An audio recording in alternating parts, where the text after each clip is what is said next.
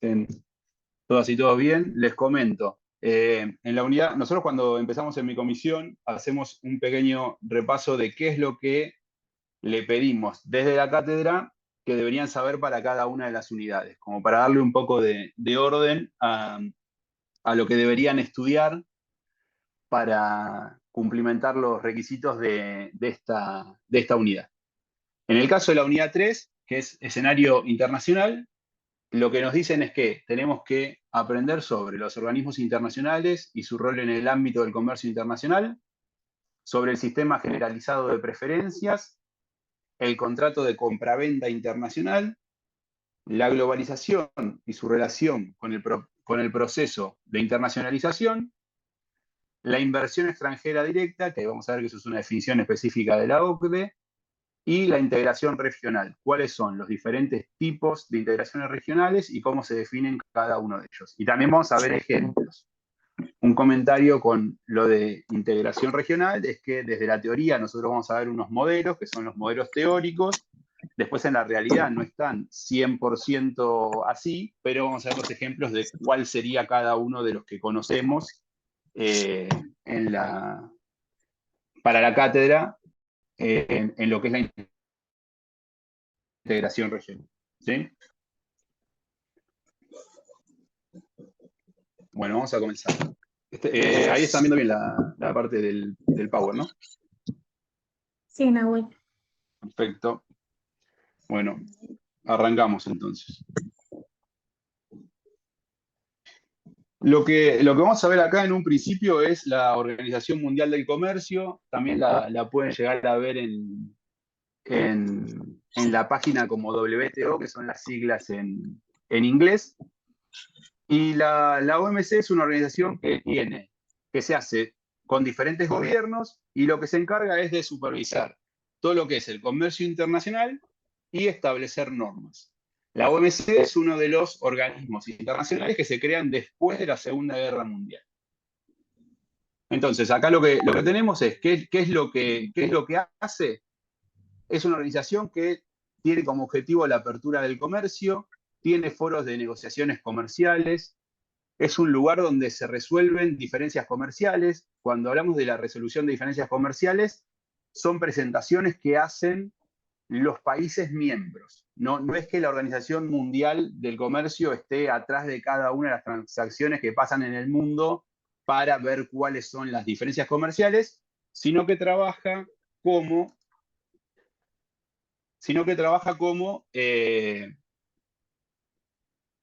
cuando llegan los países a hacer la presentación, ¿no? Como si fuese un juez. Pero tiene que haber una presentación por parte de los países diciendo cuáles serían esas diferencias comerciales. Después también lo que hacen es dictar normas, tienen un sistema multilateral de comercio y uno de los planteos que van a ver cuando vean cómo es la creación, esto lo vamos a ver también en casi todos los organismos internacionales, dicen que los objetivos es ayudar a los países en desarrollo, ayudar a desarrollarse, etcétera.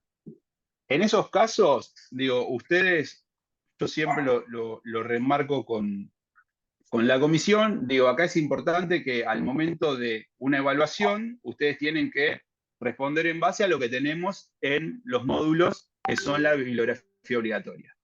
Ahora bien, después seamos, al momento de leerlo, seamos críticos en los casos en los que dice, por ejemplo, ayuda a un país en desarrollo. Digo, tenemos que ver cuán real es eso, qué tipos de ayuda hay.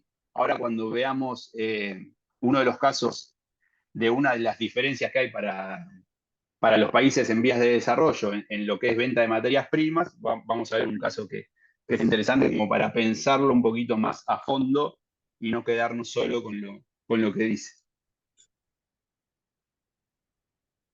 Bien, el GATT es el Acuerdo Internacional de Tarifas y Comercio. Esto se creó en 1947 y es lo que fue anterior a la Organización Mundial de Comercio. ¿Sí? Antes de existir la Organización Mundial de Comercio, lo que existía era el tratado, el acuerdo, en realidad, el Acuerdo Internacional de Tarifas y Comercio. Y en su momento, cuando empezó esto, eran 23 países. ¿Sí? ¿Qué era vamos a ver qué es lo que dice acá? Dice, tenía un carácter provisional y el campo de acción era limitado. ¿Por qué ¿Por qué dicen que el campo de acción era limitado? Porque solamente regulaba el flujo de los productos industriales, o sea, que quedaban por afuera, cosas que sí están en la OMC, lo que quedaba por afuera eran servicios y la propiedad intelectual. Solamente el GATT trabajaba sobre los productos industrializados y el comercio de los productos industrializados en el mundo. Queda obsoleto en 1980. Ahí está la ronda de Uruguay, en la cual se termina definiendo la Organización Mundial del Comercio. Esta parte que es más histórica voy a tratar de pasarla rápido. Esto lo pueden leer tranquilos, tranquilas, y después cualquier cosa nos consultan, pero estas cosas, lo que es más histórico es algo que se puede leer, y hoy que estamos medio jugados con el tiempo voy a tratar de pasarlo más rápido. Bueno, esto es lo que les decía recién, la última ronda y la más importante que tuvo el GATT fue la ronda de Uruguay, y acá es donde se crea la OMC, y lo que hacemos es agregar a los productos industrializados, que eran lo que llevábamos adelante para el GATT, agregamos servicios y propiedad intelectual. Y eso es lo que tiene la OMC. ¿Sí?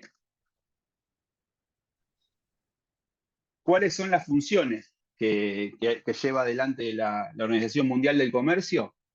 Administrar los acuerdos comerciales, es un foro de negociación comercial, resolver las diferencias comerciales, que eso es lo que les comentaba recién, la presentación que hacen los países sobre los problemas que pueda llegar a tener, que ahí ahora vemos alguno puntual, pero como lo que vimos en la clase anterior, que vimos lo que son subvenciones, dumping, todo ese tipo de presentaciones se hacen ante la OMC, lo hacen los países ante la OMC.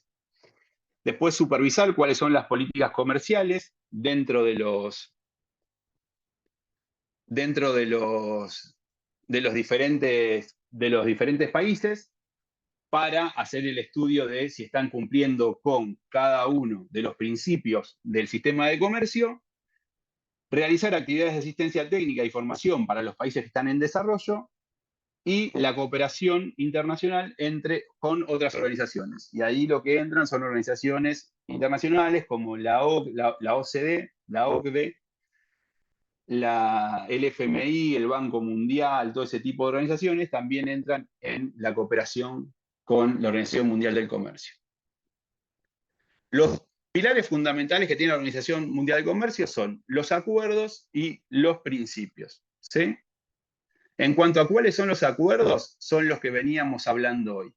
El acuerdo de bienes, de productos industrializados, que es el GATT, el acuerdo de servicios, que es el AGCS, que ese era un anexo específico también para la comercialización de servicios, y el ADPIC, que es el de propiedad intelectual. También lo que trabajamos ahí es la propiedad intelectual.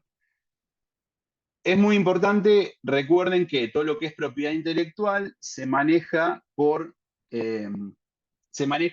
cada uno de los países. Todas las propiedades intelectuales, la protección de la propiedad intelectual es dentro de un país. Y todas las normas de propiedad intelectuales son legislaciones internas de los países, pero cumplen con acuerdos que, por ejemplo, están acá en la Organización Mundial del Comercio.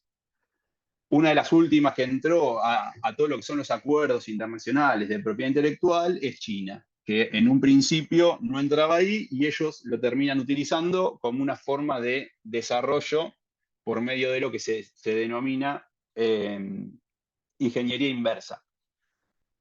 Había muchas cosas que son similares a otro tipo de productos, los cuales podrían llegar a haber tenido una presentación internacional por violaciones a la propiedad intelectual, pero al no ser parte y la propiedad intelectual, al solamente trabajar dentro de la norma de un país, no se podían hacer se hicieron las presentaciones, pero no iba a haber ningún tipo de sanción. Vamos con cuáles son los principios. Acá el principio que van a ver, y es el más importante, y tienen unos videitos también como para terminar de verlo y de entender, es el principio de no discriminación. El principio de no discriminación tiene dos aristas que son las que generan el principio de no discriminación. Una de ellas es el de la nación más favorecida, y el otro es el de trato nacional. ¿Qué queremos decir con esto?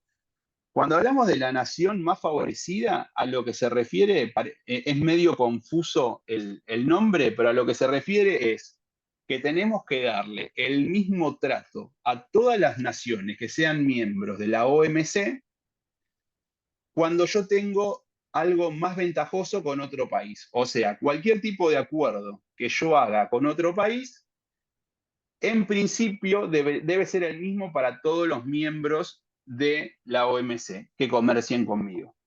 Entonces, lo que decimos es que un país no puede discriminar con ningún interlocutor comercial y para ellos le tienen que dar la misma condición que al mejor de todos los países que comercien con ellos. ¿Se entendió? Es medio un trabalenguas. ¿Se entendió? ¿Sí? ¿No? ¿Sigo? Bien. Bueno, entonces, lo importante es que lo de nación más favorecida es una de las dos que tiene para llegar a la no discriminación. Cualquier trato que yo hago diferencial con un país, tengo que darle el mismo trato al resto de los países. Ahí con eso que dice Ignacio, ¿se entendió? Lo importante de la nación más favorecida es que yo tengo que garantizar el mismo trato para todos los países que son miembros de la OMC. Si yo a un país hago un trato de que le bajo un porcentaje o le saco una barrera para arancelaria, tengo que sacarle esa barrera para arancelaria a todos los países que sean miembros de la OMC. Eso sería el principio de nación más favorecida. Igual trato a todas las naciones con las que yo trabajo. Y el otro es el de trato nacional. El de trato nacional lo que dice es que tenemos que tener, no podemos hacer ninguna discriminación y tener el mismo trato con productos, servicios o ciudadanos que sean nacionales o que sean de otro país. ¿Sí? Ahí lo que tenemos es una pequeña salvedad que hay que tener en cuenta, que siempre el trato del producto va a ser después de que ingrese al territorio aduanero. En este caso, al país. Después vamos a ver cuáles son las diferencias de territorio aduanero, pero digo, lo importante acá es, hasta que ese producto no entre al país, yo no le voy a dar el mismo trato. ¿Por qué? Porque está entrando al país y puede ser que tenga un arancel que pagar. Pero al momento de que entró al comercio interno del país, tiene el mismo trato que un nacional. Ahí estamos. Milagro Martínez, no sé cuál es el que quiere que repita.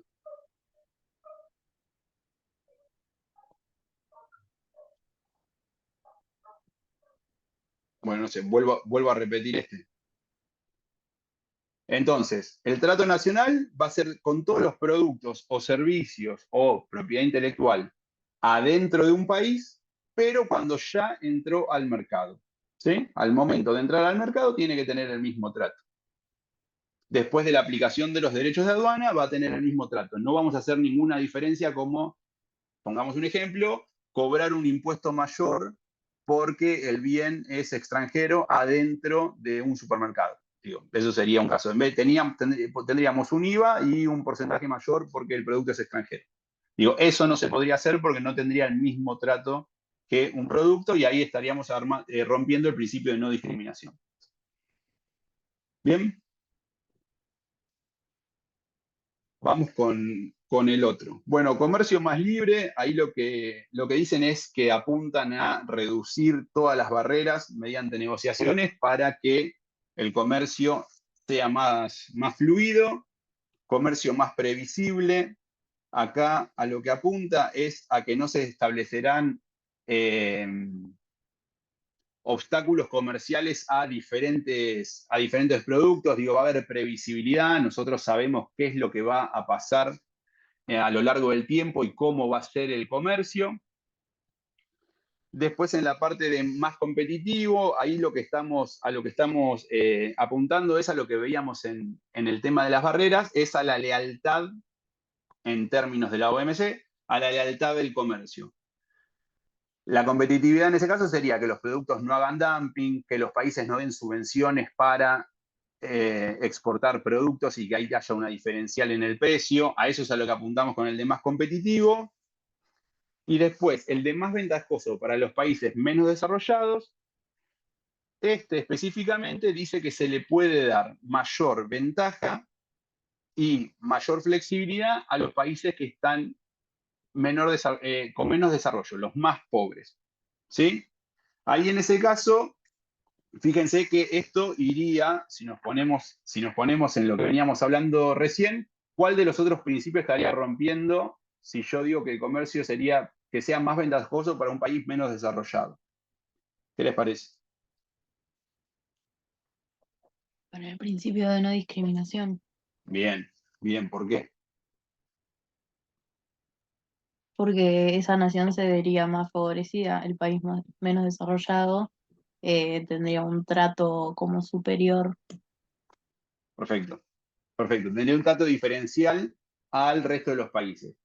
Pero lo que dice acá la OMC es que lo hace ¿por qué? Porque esos países están tan atrasados tecnológicamente y competitivamente que no tienen la posibilidad de competir de igual forma con el resto de los países. Entonces, en esos casos, que son casos que la OMC me va a decir, estos países se los puede tratar de esta forma, se le puede dar un comercio más ventajoso a los que son menos desarrollados para, según la OMC, lograr un mayor desarrollo. ¿Estamos de acuerdo en cuáles son los principios?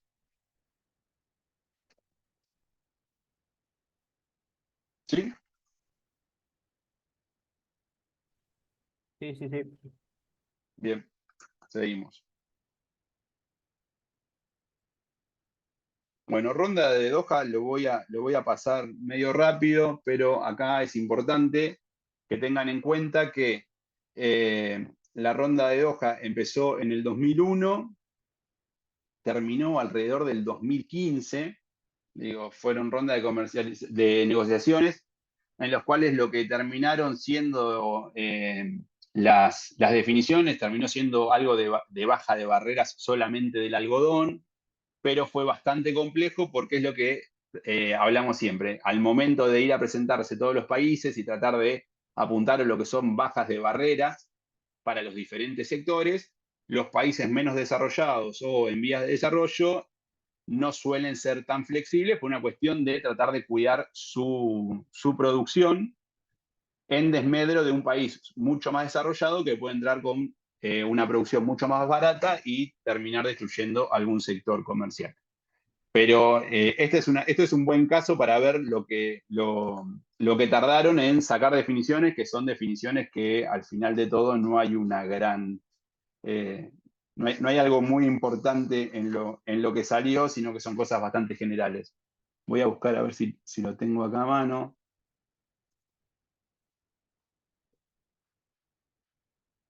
Porque lo había buscado como para comentarles.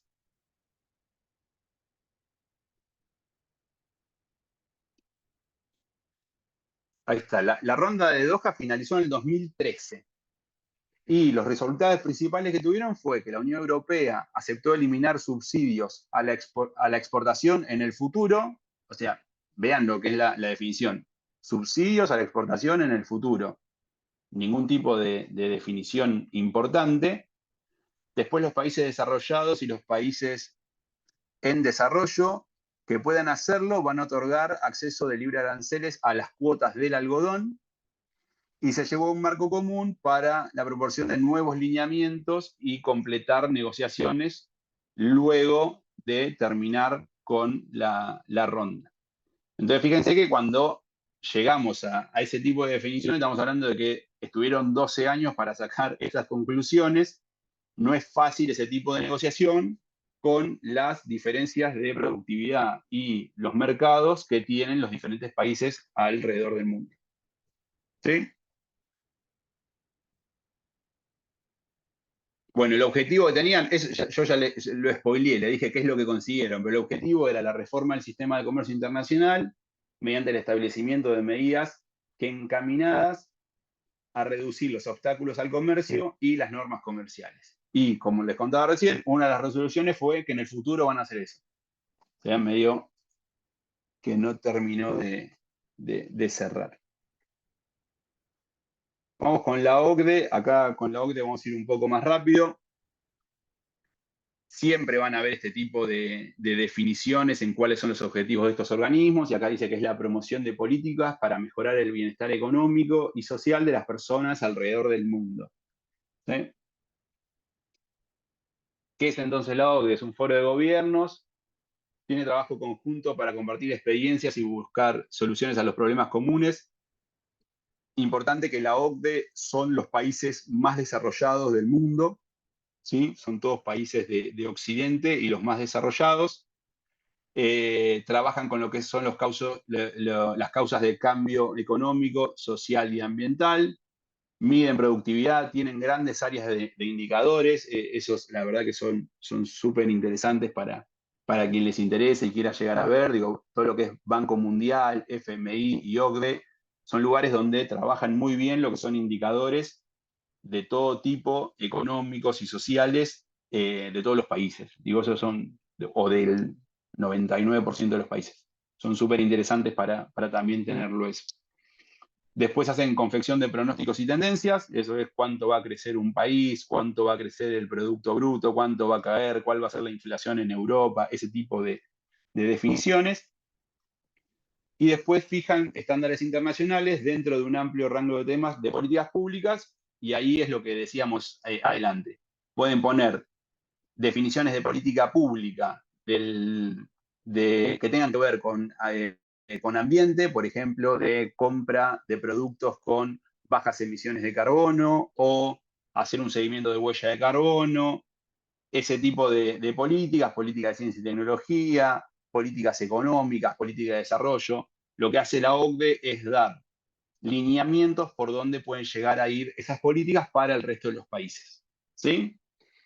Ahí eso también hay que agarrarlo con pinzas, no dejan de ser ese tipo de definiciones que hacen los países centrales, y no suelen ser siempre las mismas que usaron ellos para llegar al nivel de desarrollo que tienen, pero más allá de eso, que es importante que no lo lean y lo repitan como loro, pero más allá de eso, digo, son cosas que hay que tenerlas en cuenta.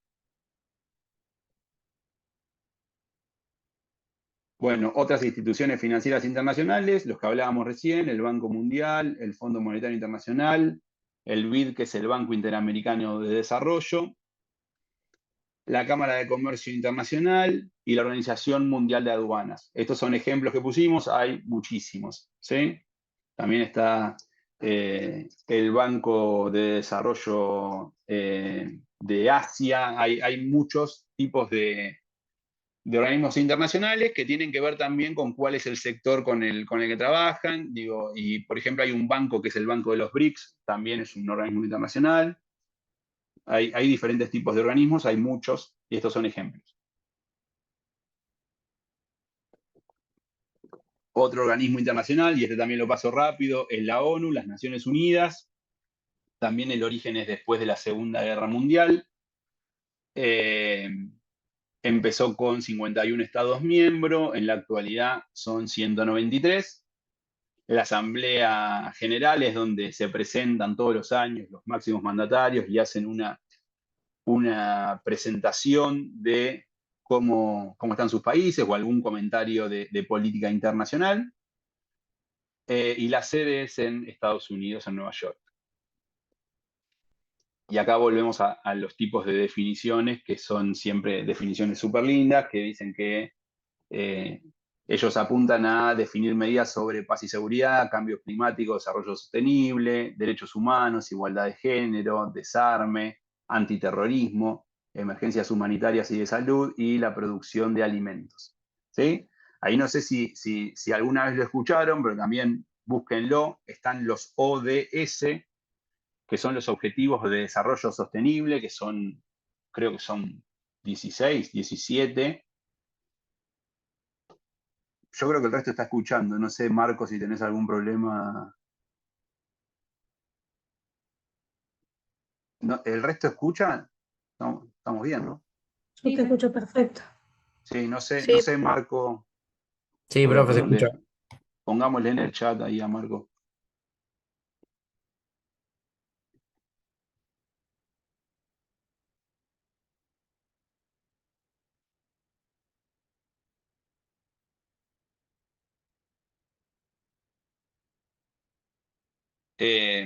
Bueno, vuelvo, digo, los objetivos de desarrollo sostenible también son lineamientos generales que tienen los diferentes, que se da para los diferentes países, para la definición de políticas, y también lo marcan las Naciones Unidas.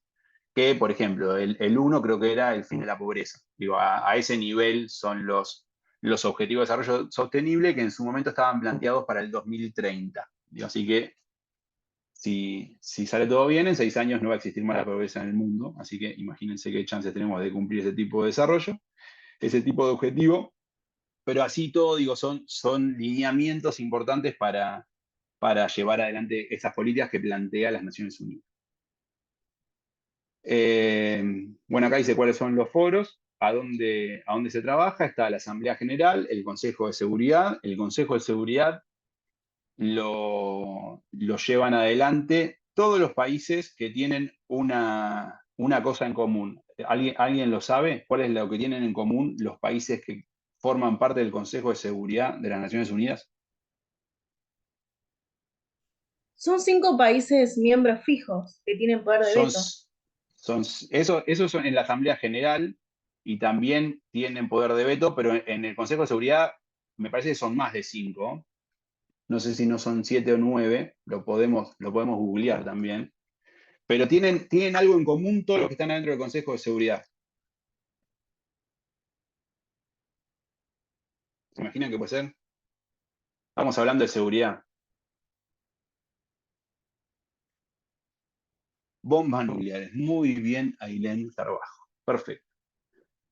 Todos los países que son miembros permanentes del Consejo de Seguridad de las Naciones Unidas son los países que tienen bombas nucleares. Y ahí es cuando marcamos el nivel de poder que tienen los países que llevan adelante el Consejo de Seguridad. ¿Sí? Y ahí estoy tratando de, no sé si alguien más lo googleó, pero acá lo primero que me aparece es que son China, Francia, Rusia, Reino Unido y Estados Unidos. 5, como decía recién, no me acuerdo si fue Ludmila. Y después tenemos los que entran y salen también. Pero es importante ese tema. Bueno, y el Consejo Económico y Social trabaja otro tipo de definiciones. Contrato de compraventa internacional. Esto sí es importante y suelen ser temas que pueden llegar a entrar en los exámenes.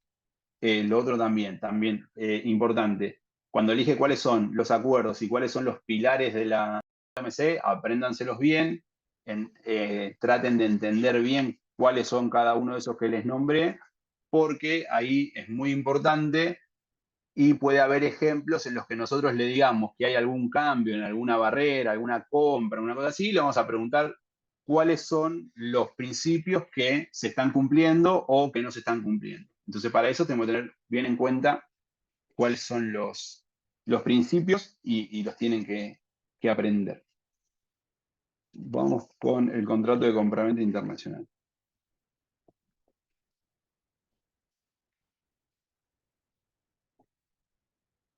A ver, hay una parte que quiero hacer. Antes de llegar acá, voy a volver un poco a la OMC, porque no quiero dejar de nombrar acá. Esto lo pasé y no me di cuenta. Esto es súper importante también. ¿Cómo es el proceso de solución de diferencias dentro de la OMC? Yo les voy a poner acá en el chat cuál es, en la página de la OMC, ustedes van a ver que tenemos. ¿Ahí están viendo la página? No. No. Bueno. Pongo acá en el chat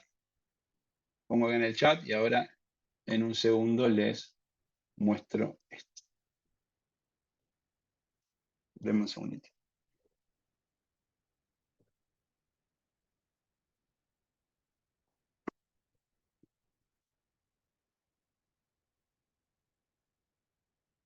Bien.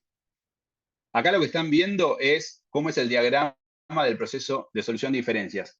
Esto es súper detallado, no tienen que aprendérselo, pero es importante que sepan dónde buscar también la información. Más allá de los módulos que nosotros le damos, si ustedes entran en la página de la Organización Mundial del Comercio, van a encontrar cómo es el diagrama y cómo funciona esto, que también lo tienen en el módulo, pero acá está mucho más detallado. El tema es que lo que van a ver ustedes acá es que tienen cada uno de los artículos que tiene la Organización Mundial del Comercio, en el cual se explica cómo se lleva adelante cada una de estas cosas. Esto está escrito por abogados, está escrito para abogados casi siempre, pero si le ponemos un poco de ganas a leerlo, se puede llegar a entender. Y también tenemos lo que vimos, lo que vamos a ver ahora, y es lo que tiene en el módulo. Pero acá, en la página que yo les puse ahí, pueden entrar y también verlo en detalle cómo es cada una de las partes del proceso de solución de discrepancias entre países miembros de la OMC. ¿Sí? Ahí vamos, volvemos a la filmina entonces. Eso lo tienen ahí, es para que lo vean, no se lo tienen que aprender de memoria, pero está bueno que lo tengan. Bien, entonces, acá lo principal, lo que tenemos que tener en cuenta es que para hacer una presentación entre la OMC tiene que ir un país miembro y decir cuál es la diferencia, cuál es el problema que está teniendo. Lo primero que van a hacer es la ronda de consultas y de mediación. Lo primero que se hace es llamar a los dos países miembros y poner cuál es el reclamo, y en base a eso hacer consultas bilaterales en las que tratamos de que se pongan de acuerdo. Lo mismo que se hace en cualquier juicio, la primera parte es un proceso de mediación, ¿sí? Un proceso de mediación en el cual tratamos de buscar una solución sin llegar a avanzar un proceso, en este caso no es judicial, pero como si fuese un juicio. Digo, estamos tratando de no avanzar y de solucionarlo hablando entre las partes. ¿Sí? Eso sería lo primero. Este proceso, por lo que tenemos acá marcado, puede durar hasta 60 días. Y si no logran tener una solución de manera bilateral, ahí sí lo que se hace es la constitución de un grupo especial, que es quien va a llevar por medio de paneles de expertos de la OMC una revisión de la disputa. Este panel está compuesto por 3 expertos que son independientes, y el objetivo es revisar el caso, revisar qué es la documentación que nos presenten, cuáles son que nos presenten los dos países. Imagínense un caso de dumping, tendríamos que presentar cuáles son la documentación que nosotros relevamos para decir que ese producto está entrando a mi país a un precio menor de su precio de producción, y eso se lo tenemos que presentar a el comité de expertos, a este grupo especial. Y de ahí ellos van a sacar un informe en el cual nos van a decir cómo se debería seguir adelante, y si ese caso, por ejemplo, es de dumping o no es de dumping. Después de eso se hace un informe que es definitivo, que lo sacan ya los miembros de la OMC. Ese es el que tenemos ya la presentación. Y después ese informe, que es un informe que también puede incluir cuáles son las recomendaciones para resolver esta disputa, se convierte en una resolución. Cuando se convierte en una resolución sería que nos dicen, en el caso que estábamos hablando recién, existe dumping, tienen que o poner una medida antidumping o tienen que enviar el producto al valor real. Nos podrían dar esas dos opciones. Lo que puede hacer el país que en ese caso no esté de acuerdo con la definición es presentar una apelación, y luego de presentar la información se vuelve a hacer una revisión, se emite un informe final, y por último el órgano de apelación es el que confirma en el país si violaron o no alguno de los pilares principales de la OMC. ¿Sí? Funciona como si fuese similar a un juicio. Acá lo importante es los tiempos que tenemos ahí, y que siempre lo que trata la OMC es de tratar de solucionarlo antes de hacer cualquier tipo de esas presentaciones por medio de una mediación entre las partes.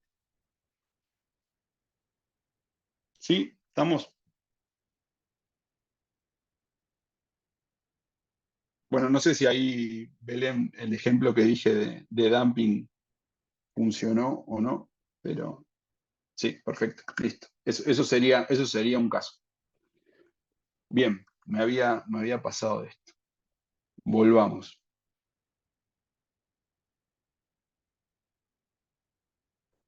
Bueno, el contrato de compraventa internacional.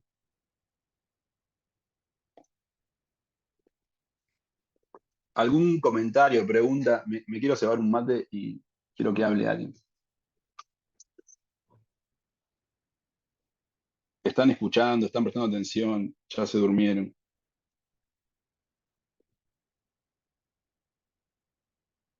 ¿Sí ya se durmieron o sí están escuchando?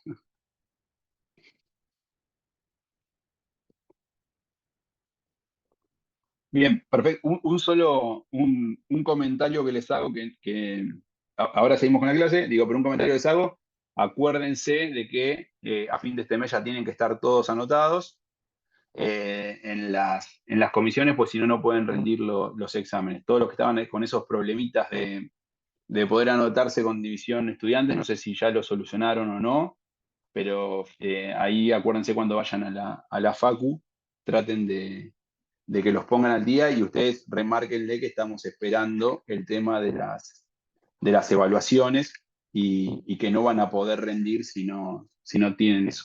¿Sí? Todavía no lo solucionaron. Bueno, vamos bien. Ahí lo que les vamos a pedir es que si todavía no hay una solución, que le pidan, nosotros igual lo hablamos, digo, pero que le pidan que nos avisen a los profesores. ¿Sí? Por eso lo pueden hacer también por medio de la coordinación de la tecnicatura. ¿No? Sí, ya es 15, totalmente. Totalmente.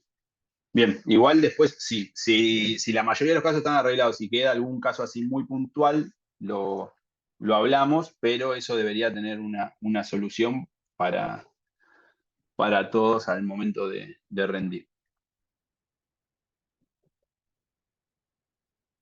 Bien. Bueno, vamos con el contrato de compraventa internacional.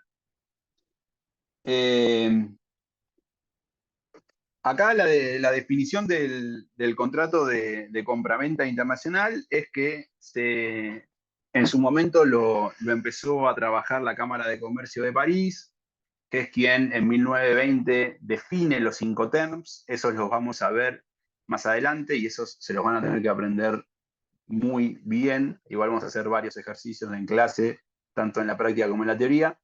En su momento se empezaron a definir y lo que se busca hacer con la definición del contrato de compraventa internacional en la Convención de Viena de las Naciones Unidas en 1980 es regular la compraventa internacional de mercaderías, como bien está ahí, pero lo más importante es darle un marco a todos los contratos de compraventa internacionales. Lo que tratamos de hacer ahí es tener algo que sea estandarizado, que sea igual para todos los países y que sea más fácil y lo que haga es simplificar la compraventa internacional. ¿Sí? Entonces, ahí lo que vamos a tener son modelos que lo que tenemos para llevarlo adelante son iguales. Yo haga un contrato con China, un contrato con España, un contrato con Angola, un contrato con Brasil. Eso es lo que buscamos, que esos contratos de compraventa internacional tengan una regulación que nos dé el marco para trabajar más fácilmente. ¿Qué tenemos acá que es importante? Digo, ustedes piensen que muchas veces pueden llegar a ser una pequeña empresa la que está entrando a la exportación o a la importación y no tiene, como si fuese una gran empresa, un área específica de legales para llevar adelante eso.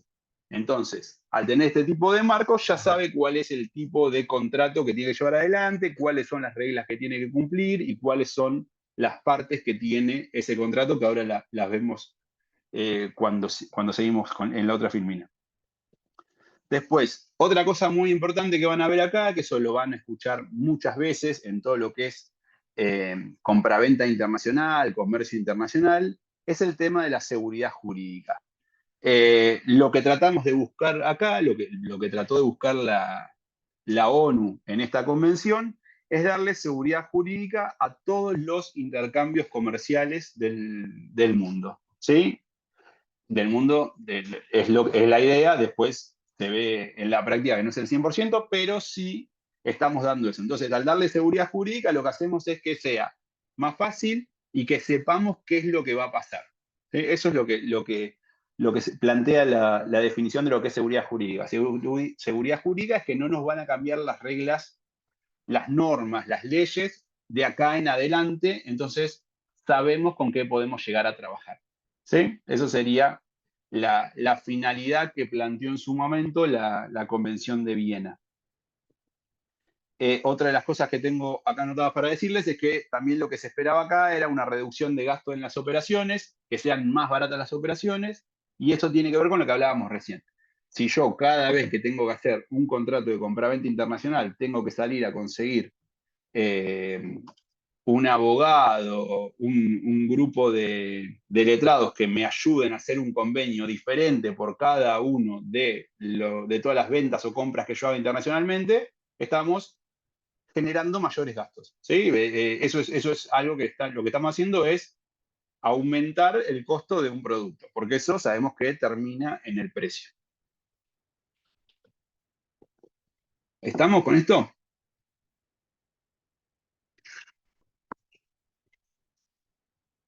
Bien. Lo que buscamos acá es una reducción tanto de, ahí le contestó Ana, es una reducción tanto de los gastos que podrían generarnos el tener que trabajar con cada uno de las veces que hago una compra-venta con un nuevo contrato desde cero, que son todos diferentes. Imagínense, bien Belén, es una reducción del gasto de las operaciones del producto. Sí. Y después lo que hice ahí es cuáles son los estados contratantes. Y según la Convención de Viena, los estados contratantes son los países que ratificaron, o que firmaron este convenio en 1980, o todos los países que están adheridos. ¿Sí? Entonces, lo que buscamos acá es establecer ese marco legal para la compra-venta internacional de mercaderías. Acuérdense, cuando hablamos de mercaderías también entran servicios.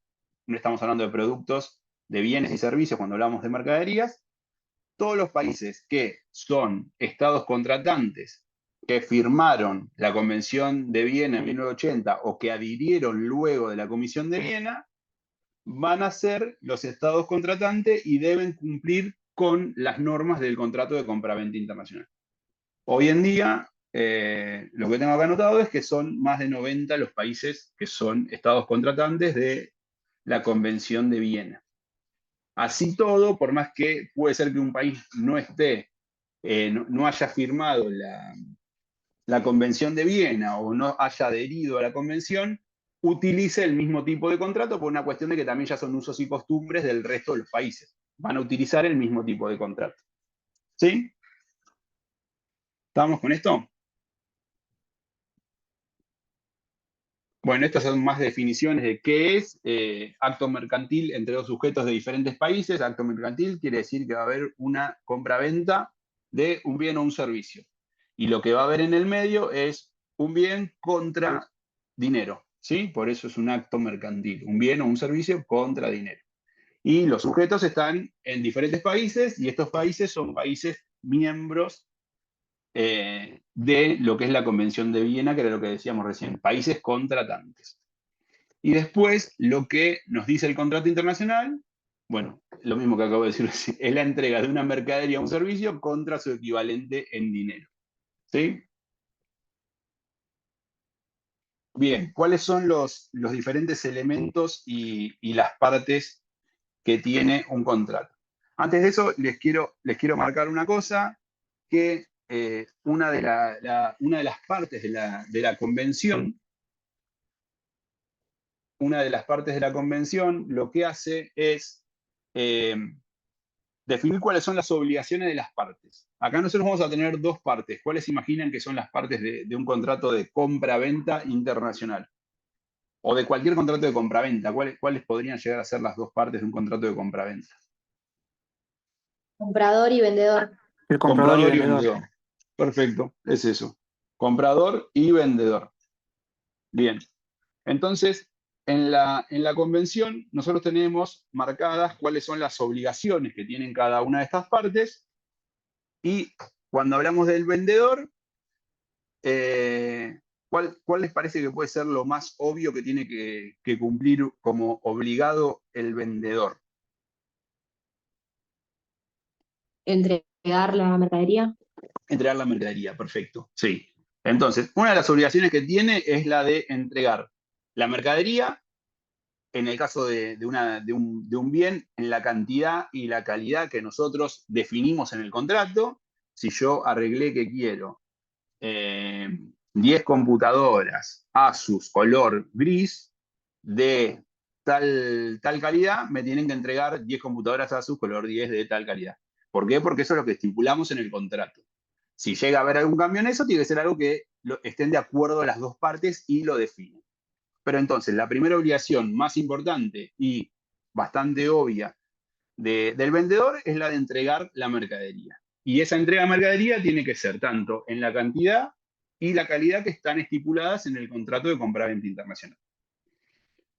Después, otro tema que también es importante cuando hablamos de contratos de compraventa internacionales es que nos tienen que entregar toda la documentación que sea relacionada para la mercadería. ¿Por qué les parece que necesito la documentación de la mercadería en un contrato de compraventa internacional?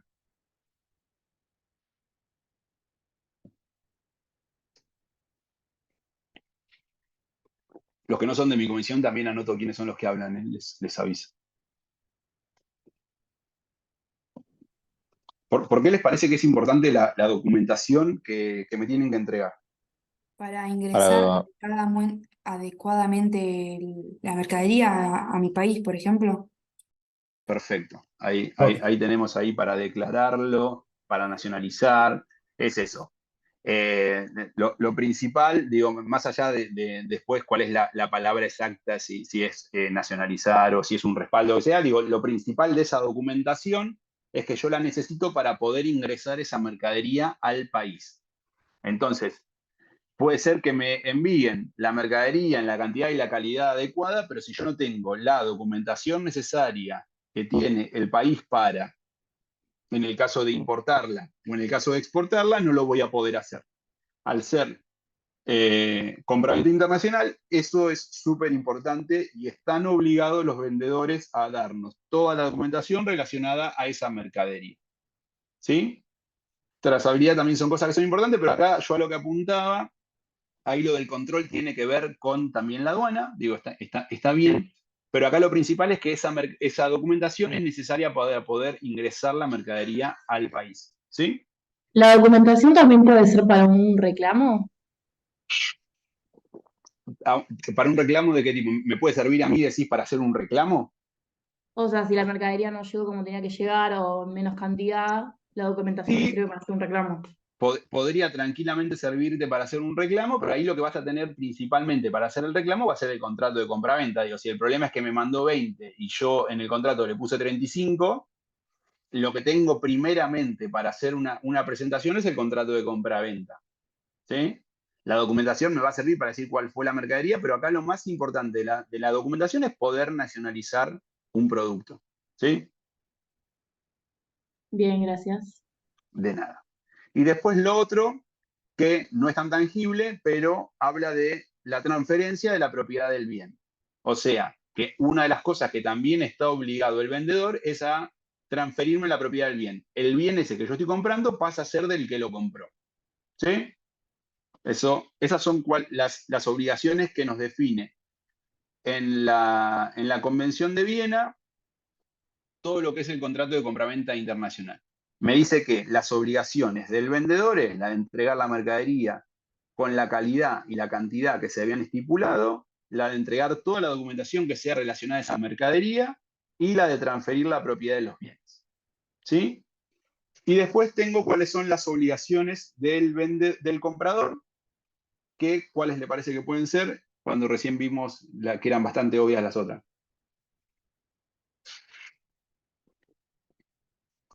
la más obvia de todas que tiene que hacer un comprador, Pagar. pagar el Recibir la precio mercadería. pactado. Y recibir la mercadería también está bien. Son esas dos. Lo principal que tiene que hacer es pagar el precio que arreglaron en el contrato de compra-venta. Lo de tiempo y forma no está en el documento, pero sí tiene que ver. ¿Por qué? Porque en el contrato de compra-venta nosotros vamos a tener plazos, y esos plazos son los que tenemos que cumplir. Así que tiene sentido. Nacionalizar un producto, Jade, no sé si pronuncié bien tu nombre, nacionalizar un producto es traer un producto del exterior y que entre al país para que pueda ser comerciado dentro del país, que se pueda comprar y vender dentro del país. Eso es nacionalizar un producto. Yo traigo un producto que es del exterior, lo importo y para que entre al país tengo que nacionalizarlo. Tiene que pasar por la aduana, se tienen que pagar ciertos derechos y a partir de ahí pasa a ser un producto que está dentro del país y está nacionalizado. ¿Se entendió? Bien. Bueno, entonces volvemos a esto, es lo de pagar el precio estipulado, y otro de los chicos que habló recién dijo lo de recibir las mercaderías. Eso es otra de las obligaciones que tenemos, recibir la mercadería. El comprador tiene que recibir la mercadería. ¿Sí? Bien, no me quería olvidar de eso porque eso es importante y tiene mucho que ver con las definiciones del Pacto Este de Viena. Bien, ¿cuáles son entonces los elementos del contrato de compraventa internacional? Fíjense que si se ponen a verlo en profundidad, no es muy diferente a cualquier contrato de compraventa. Lo que vamos a tener son las definiciones de estar trabajando con dos sujetos que están en diferentes países. ¿Sí? Entonces, lo primero que tiene que tener cualquier elemento de cualquier contrato de compraventa internacional es la definición de las partes. ¿Quiénes son las partes? ¿Y quiénes le parece que podrían ser las partes? Con lo que vimos recién. El comprador y el vendedor. El comprador y el vendedor deberían ser las partes que siempre tienen que estar. Después lo que puede llegar a haber en algún contrato de compra-venta, y eso serían cosas más específicos, pero no es necesario, digo, para lo que estamos viendo nosotros, que es verlo así en general. Digo, pero capaz que en las partes también podrían llegar a estar los bancos, si es que tenemos algún tipo de financiamiento, se pueden llegar a poner también en el contrato, pero acá lo principal es que las dos partes sean el comprador y el vendedor. Después tenemos que tener en ese contrato de compra-venta siempre una descripción del producto. ¿Por qué es importante la descripción del producto? Por lo que decíamos recién hace un ratito. Por si tenés que reclamar y eso. Perfecto. Y aparte de reclamar, digo, para saber qué es lo que estoy comprando. Si yo compro 20 autos, no sé qué me van a mandar. Es probable que me manden 20 autos, pero pueden mandar 20 autitos de juguete. Y están cumpliendo con el contrato. ¿Sí? Entonces, muy importante la descripción del producto, que también se defina cuál es el tipo de producto, cuál es la calidad que esperamos, cuáles son todas las normas de ese producto. No sé, volvamos al auto. Un auto de marca tal, modelo tal, con este tipo de motor, con este tipo de cubiertas, lo que sea. Digo, mientras más pormenorizada sea la descripción del producto, más seguro vamos a estar de que nos manden la calidad que nosotros estábamos esperando. ¿Sí? Después lo que tenemos ahí es el precio del producto, la forma y el plazo de pago, cómo se va a pagar y la forma en la que se va a pagar. Por ejemplo, una forma de pago puede ser que se pague un anticipo de un 30%, o sea, pago en un principio el 30%, el comprador paga el 30% contra el arranque o la firma del contrato, y le paga el 70% restante al momento en que llega la mercadería al país. ¿Sí? Eso podría ser una forma de pago. Y el plazo de pago son los tiempos. ¿En qué tiempo se van a estar pagando? ¿Sí? Acá lo que también vamos a tener es el tipo de moneda que vamos a llevar adelante. En lo que es el precio, digo, es importante también, ahí se va a plantear cuál es la divisa en la que se paga. Por ejemplo, si yo hago con China una compra-venta, teniendo el swap de China, yo podría hacer una compra-venta en yuanes. ¿Sí? En vez de hacerla en dólares o en euros, yo podría hacer una compra-venta en yuanes. Con Brasil, que también tenemos un swap, yo podría hacer una compraventa en reales. Y los brasileños lo mismo, podrían hacer una compraventa en reales, no sé si en pesos, pero lo harían en reales, podrían llegar a hacerlo también. Condición y plazo de entrega es en la condición que se va a hacer la entrega, ahí es cuando empiezan a jugar los Incoterms, pero vayamos a uno fácil, que nos digan que lo van a entregar pagando el flete, y, o sea que la condición en ese caso sería un CFR, que es el pago del flete, y el plazo de entrega a 120 días del anticipo. Digo, ese podría llegar a ser el ejemplo. Tengo una pregunta acá. ¿Siempre se paga completo el precio pactado antes de despachar? No se paga siempre completo el precio pactado. El ejemplo que daba recién es un anticipo. Después también vamos a ver cuando veamos la parte de operatoria bancaria que es muy difícil que yo te pague el 100% de una compraventa cuando no tenemos una relación de compra-venta con el proveedor o con el cliente de hace mucho tiempo. ¿Sí? Recuerden que ahí después tenés que ir a una presentación, una controversia en la OMC que sale fortuna. Es muy probable que esa plata la termine, una empresa chica termine perdiendo.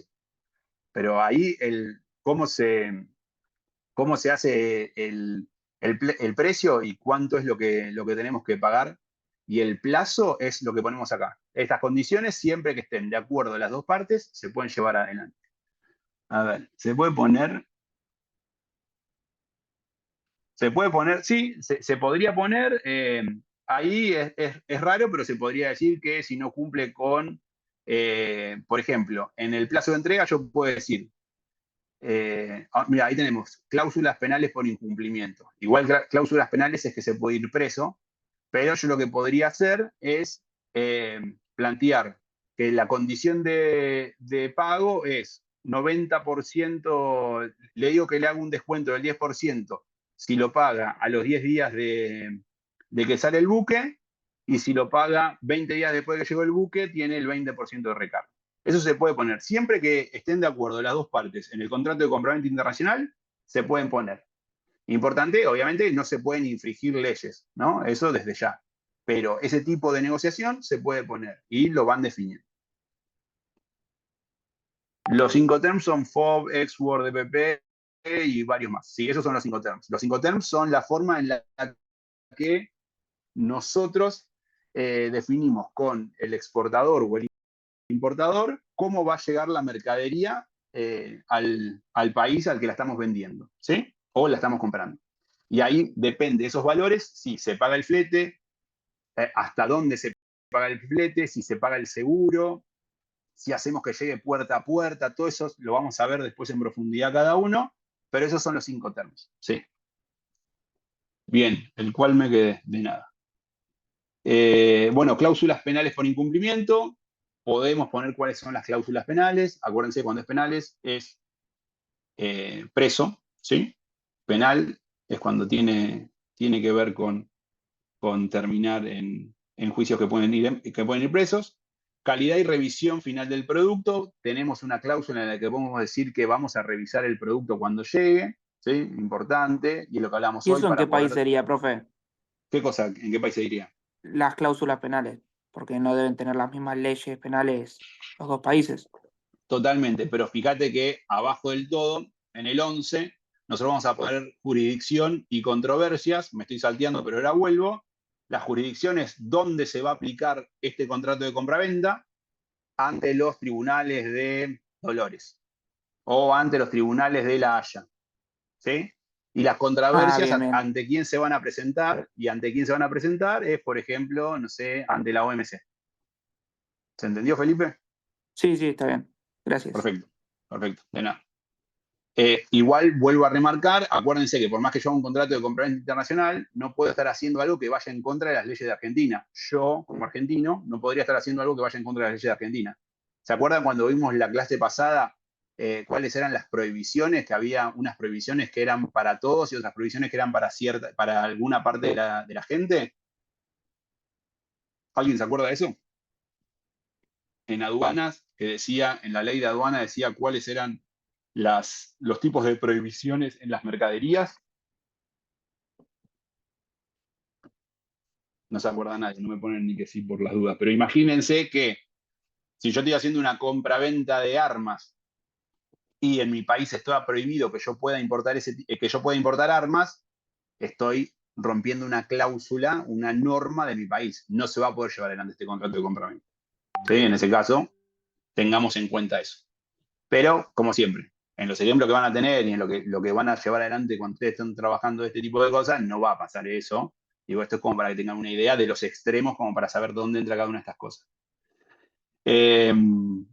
Bien, volvamos. Caso fortuito y causa mayor y fuerza mayor, ¿saben lo que es eso? ¿Alguien alguna vez lo escuchó? Que Eso no- ocurre inesperadamente y no lo puedes controlar, como Sí, un tiene que ver naufragio. con eso. Tiene que ver con eso. Por ejemplo, algo de fuerza mayor es algo que puede pasar con la naturaleza. Digo, no sé, viene un tsunami, destruye la fábrica o el buque que estaba saliendo y el contrato se rompe. ¿Sí? Eso, ¿por qué? Porque ahí ninguno de los dos va a tener la obligación de cumplirlo porque por fuerza mayor pasó pasó algo que rompió el contrato, que no se puede cumplir el Profe, contrato.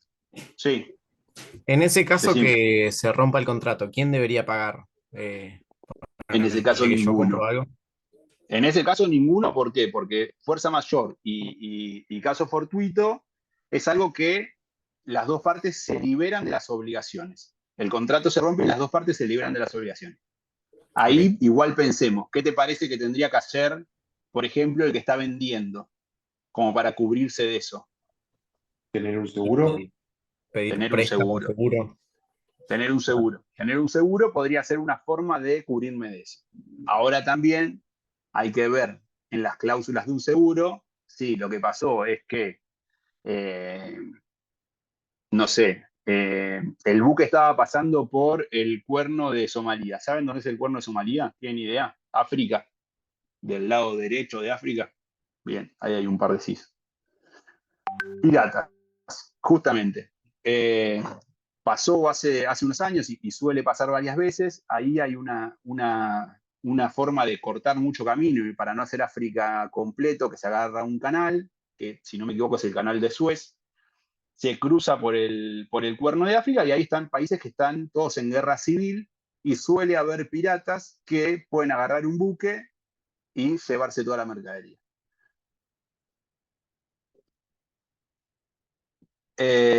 Ahí termino esto y leo lo de Belén porque me parece interesante, pero es más complicado.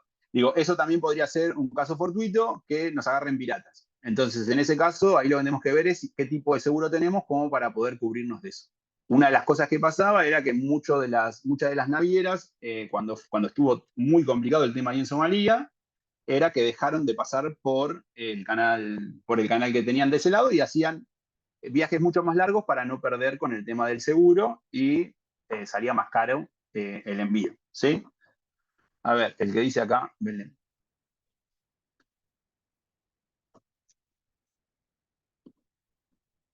Ahí lo veo más complicado, porque en ese caso tendrías que ver cómo lo defendés, porque ahí lo que podrías demostrar es que no es algo tuyo, porque si no es algo que viene dado,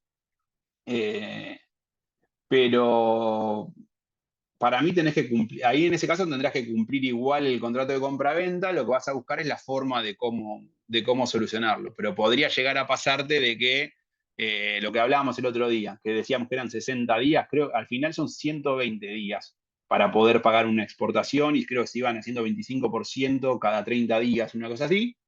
En ese caso, vos tendrías que hablar con tu proveedor, en el caso de que seamos nosotros quienes estamos comprando desde Argentina y que no podemos pagar porque no podemos entrar al mercado único y libre de cambio, que es lo que pasa hoy en día, y en ese caso tendríamos que terminar arreglando con nuestro proveedor la forma de pago, diciendo, mira, no voy a poder de esta forma y buscar la solución, ¿sí? Pero no es algo un caso de fuerza mayor o que pueda pasar en un país, no sé, es por ejemplo una revolución, una guerra civil, ahí sí, pero que haya un cambio de política monetaria es muy complejo eso, porque todos los países tienen un cambio de política monetaria. ¿Sí? La Tenés una pérdida. pregunta anterior, Nahuel. ¿Sí? Tenés una pregunta anterior de Mariana Moyes. A ver. En el caso que. Bueno, eso.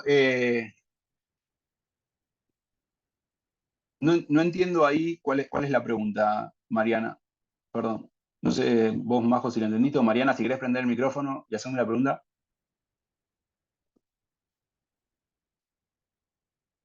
Ah, ¿cómo pagan? Bueno, ahí lo que hablábamos recién, que es similar a lo que veíamos recién. Ahí lo que tenemos que buscar es la forma de pagarlo. En el caso de Argentina, ahí se podría llegar a utilizar algún otro tipo de mecanismo, que es lo que hablábamos el otro día, puede ser el contado con liquidación, o pagar por medio de alguna plataforma, con tarjetas, digo, buscar cuál es la forma. Lo más simple ahí es tratar de buscar cómo hacer el pago y estar de acuerdo con el proveedor. Digo, ahí recuerden que si es un proveedor con el que vengo trabajando continuamente y en el que hay confianza, va a ser más fácil ese tipo de definiciones. Si es un proveedor con el que no trabajé nunca, es muy probable que tenga un problema y tenga que buscar cómo pagarlo, ¿sí? Ahí en ese caso, lo normal sería buscar otro tipo de forma de entrar al mercado para hacer la transferencia de dólares. Digo, esa podría llegar a ser una de las salidas, pero es muy complejo el tema de los juicios a nivel internacional. Digo, eso ténganlo en cuenta. Digo, es muy complejo, sale muchísima plata, y lo más probable, como bien vimos recién en lo de la OMC, lo más probable es que se trate de, por medio de negociaciones, tratar a una solución lo más cercana posible a mostrar que uno quiere hacer el pago. Digo, ¿sí? Profe, entonces le hago una Sí, pregunta. sí. En estos casos que estamos diciendo, ¿no sería algo fortuito lo de la moneda? O lo de que le No, pasa porque en al ese, país. en ese, ca- Solamente. en ese caso, ahí tenemos que ver cómo lo demostramos, digo, pero es un cambio de política monetaria. Digo, todos los Bien. países tienen cambio de política monetaria. Es como decirte que si hay un cambio en las tasas, no sé, por ejemplo, Japón hace 2 semanas aumentó la tasa de referencia del Banco Central de Japón. Y hacía, creo que, no, si no me equivoco, 45 años que no la cambiaba.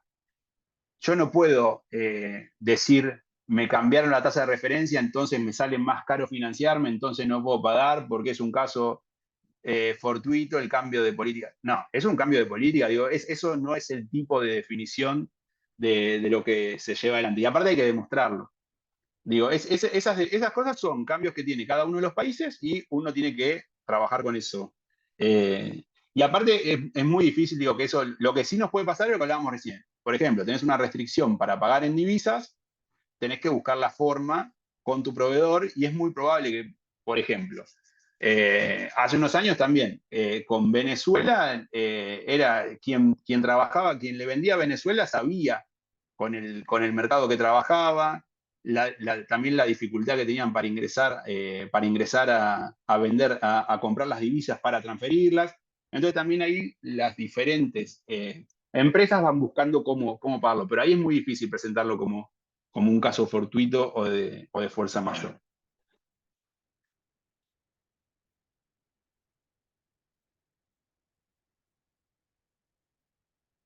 Bueno, acá hay una pregunta que es difícil, Agostina. La verdad, no sé si debería devolvérselo. Yo entiendo que sí, pero ahí volvemos al caso. Ahí lo más importante en esto, y eso ténganlo en cuenta y sépanlo para cuando estén laburando, es tener seguros, ¿sí? Tener seguros sería lo más importante. Porque ahí también el vendedor te puede decir lo mismo, que fue un caso de fuerza mayor y que ellos no tienen la culpa y queda ahí. El seguro lo hace cada una de las partes. El seguro lo hace cada una de las partes. Tanto el comprador como el vendedor puede asegurar la mercadería. Después eso lo vamos a ver cuando veamos Incoterms, que están los diferentes momentos de riesgo y quién es el que es el dueño de la mercadería en cada uno de los momentos del transporte. Y ahí lo que vamos a ver es cómo se hacen también los seguros. Pero tanto el comprador como el vendedor puede asegurar la mercadería, sí.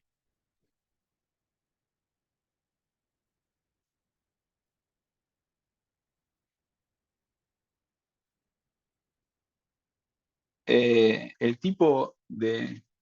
Yo voy a seguir respondiendo estas cosas, pero acuérdense de que no somos tan complicados en las preguntas y digo, está bueno que hagan estas preguntas porque nos ayuda a pensar y con eso quedan mejor las ideas, pero no vamos a hacer una pregunta de este tipo en un examen de si paga una parte en dinero y otra parte en especia y con eso, digo, ahí acuérdense lo que veíamos acá, que siempre en un contrato de compraventa internacional tenemos definido que es la entrega de una mercadería o un servicio contra un equivalente en dinero. ¿Sí? Eso es el marco general de un contrato de compraventa internacional. Ahora, si por ejemplo se hace una compensación con una empresa con la que yo vengo trabajando, se podría llegar a hacer tranquilamente. Yo puedo hacer una compensación con yo te mando 2 contenedores de tal cosa y te pago un saldo para algo que vos me estás vendiendo. Y eso, ahí volvemos a decir, es un contrato entre privados, en los cuales, mientras no infrinjan ninguna ley, pueden hacer esas definiciones y son siempre tratando de completar cada uno de los elementos que decimos que tiene que tener el contrato de compraventa internacional. ¿Sí? Claro, sería un trueque, pero al ser un trueque no entraría en este caso el tema de precio en un contrato de compraventa. ¿Sí? Acuérdense que en la definición de este contrato estamos hablando de que tiene que haber una contraparte en moneda. Voy a apurarme porque estamos súper jugados con el tiempo y nos falta todavía toda la parte de los bloques y de la regionalización. Globalización, se los voy a... faltan 10 todavía.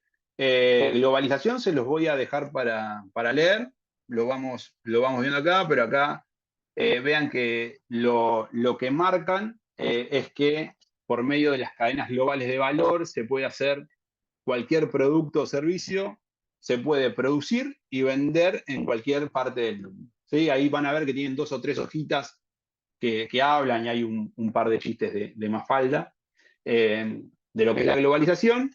Y acá lo que también nos marca es la importancia que tiene la creciente competencia y la competitividad entre las empresas y los estados con mayor o menor desarrollo. Entonces ahí es muy importante lo que hablábamos hoy de las normas que nos da la OMC y también las definiciones de política comercial que tiene cada uno de los países para trabajar si está desarrollado o no está desarrollado y si la mercadería que entra le va a mejorar o no su sector productivo.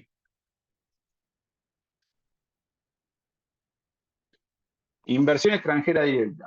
Faltan 3 temas todavía. Inversión extranjera directa. Bueno, acá en inversión extranjera directa, esto es una definición de la OCDE, ¿sí? Acá lo principal es que nos dice que es una inversión que se realiza con el objeto de establecer una presencia en otro país, un país distinto al que es la persona que tiene el origen de los fondos. ¿Sí? Vamos a un ejemplo para que no parezca un trabalengua. El tema de la inversión extranjera directa es, por ejemplo, alguno de nosotros va a hacer una inversión en Paraguay, pero con una presencia duradera en el otro país. ¿Sí? Estamos pensando en quedarnos. Acá lo que decimos es establecer un interés duradero por parte de la entidad que es residente de una economía y otra que está domiciliada en una economía diferente. Nosotros invertimos en una empresa que está afuera de nuestro país, en otro país. ¿Sí? Y la idea es que esa inversión sea duradera, que esté a lo largo del tiempo, que no sea una inversión de corto plazo. Entonces, ¿qué es lo que nos marcan acá? Cuando habla de interés duradero, dice que tiene que haber una existencia de una relación de largo plazo entre el inversor directo es el que pone el dinero, y la empresa que recibe esa inversión directa. Y tiene que haber un grado significativo de influencia en la gestión de la empresa. ¿A qué nos referimos con un grado de influencia en la gestión de la empresa? En que la persona o la empresa que está invirtiendo en el otro país puede tomar decisiones estratégicas dentro de una empresa, de la empresa en la que está invirtiendo. ¿Se entendió? Yo pongo dinero en una empresa, pero además de poner dinero y quedarme un largo plazo, tengo que tener influencia en la gestión. Puedo tomar decisiones dentro de la política de la empresa. ¿Se entendió lo que es interés duradero y por qué marca lo de la influencia en la gestión?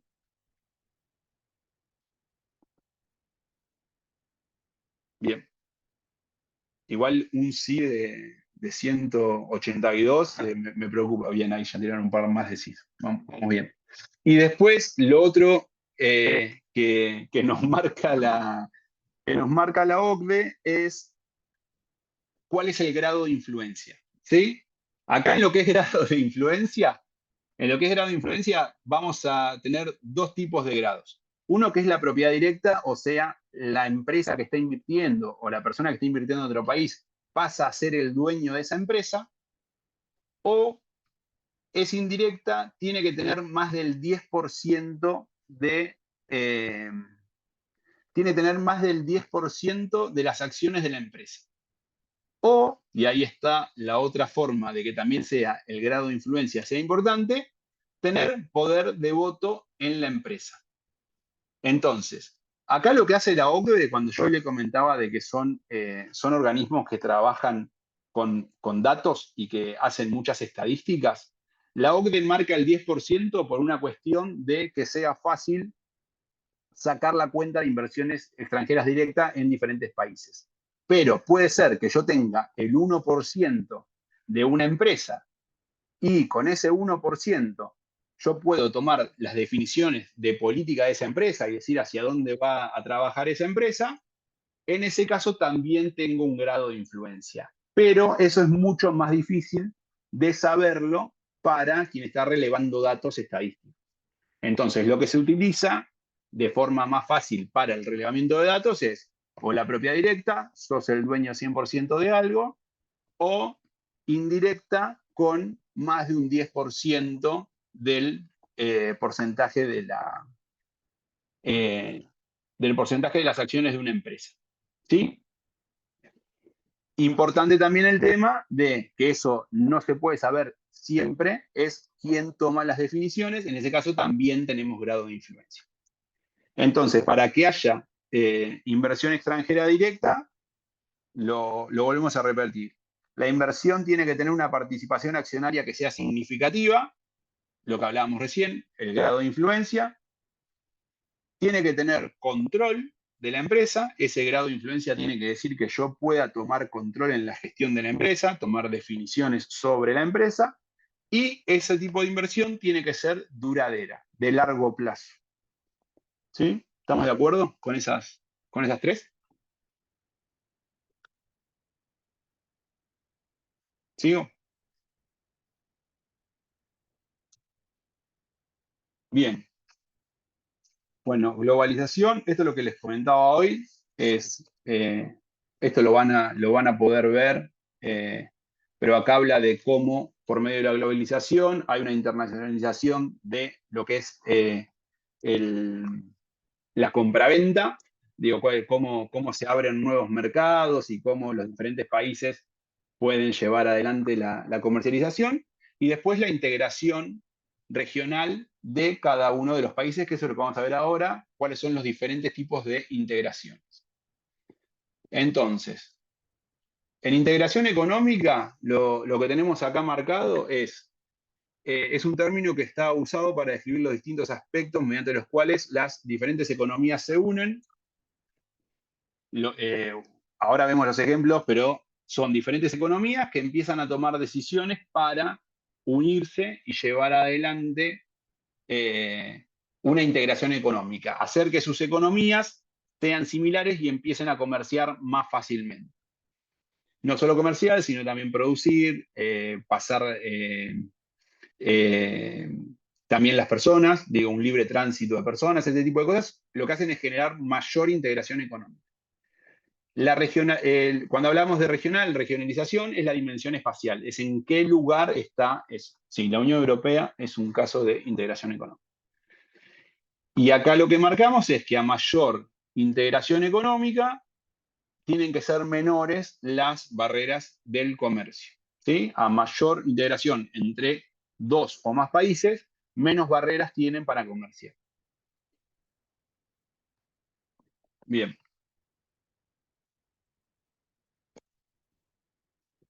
¿Cuáles son los principales efectos de la integración económica? Esto también lo van a ver en el módulo, pero acá lo que es importante es que hablamos de que hay una creación del comercio.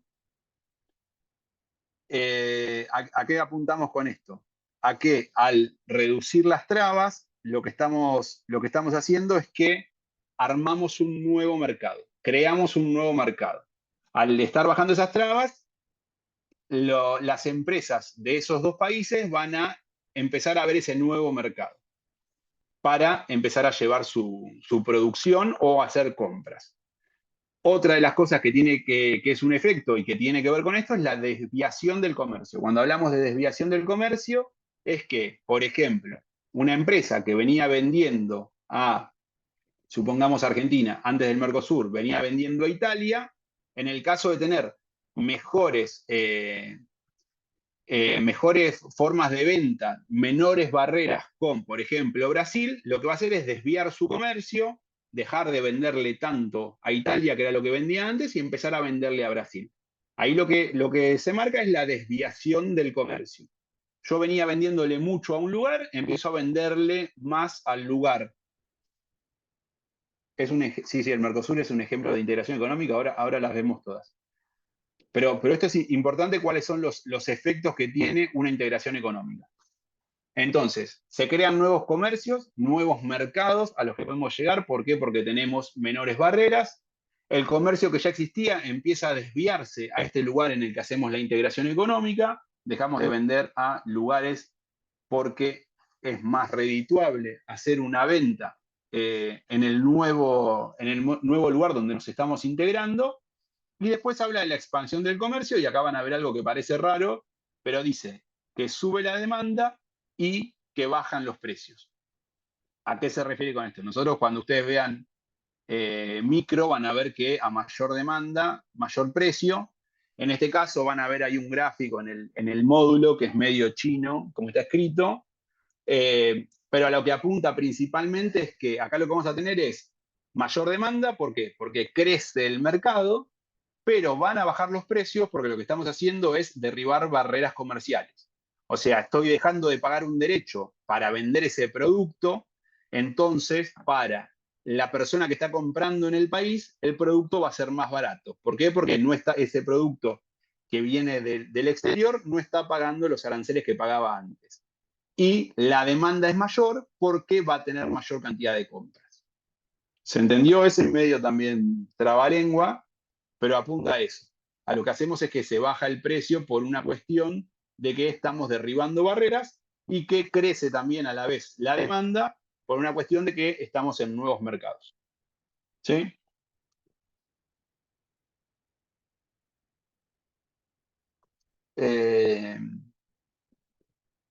No sé específicamente en qué parte, Sofía, me estás diciendo lo de que habla de lo de norte-norte. Imagino que es la parte de globalización, y no sé con qué parte de cómo está relacionado de lo que dije. Pero en globalización, ahí lo que hablamos, lo que puede ser que esté hablando de norte-norte es la relación entre, por ejemplo, Estados Unidos-Europa. Suele ser eso cuando hablamos de norte-norte, ¿sí? Y la integración sur-sur, lo más probable es que sea entre Sudamérica, África, Australia, esos países. Pero no sé específicamente, si querés prender el micrófono y me decís, pero imagino que es la parte de globalización. Bien. Bueno, entonces seguimos. Lo primero que vamos a ver acá son los acuerdos bilaterales. Cuando dice bilaterales, habla de que son dos partes. Acuerdos de alcance parcial, es un listado de productos, no son todos los productos. Después están los tratados de libre comercio y los acuerdos de complementación económica. ¿Sí? Y ahora vamos a ver cada uno de las etapas de integración.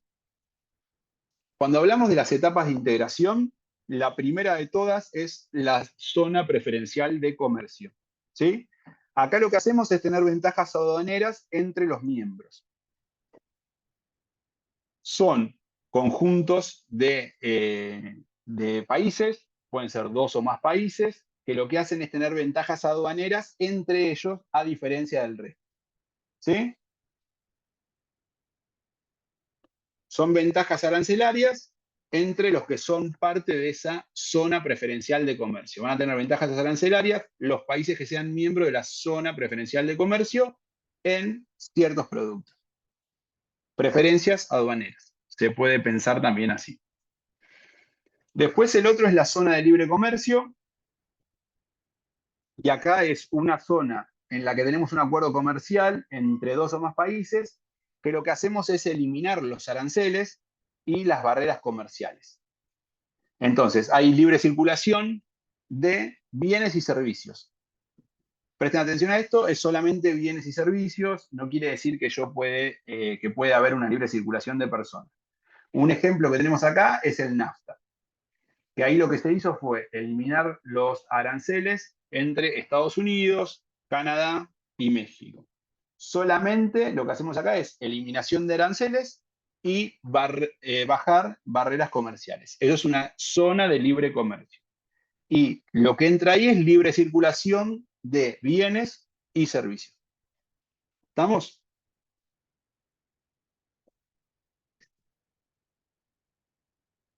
Bien.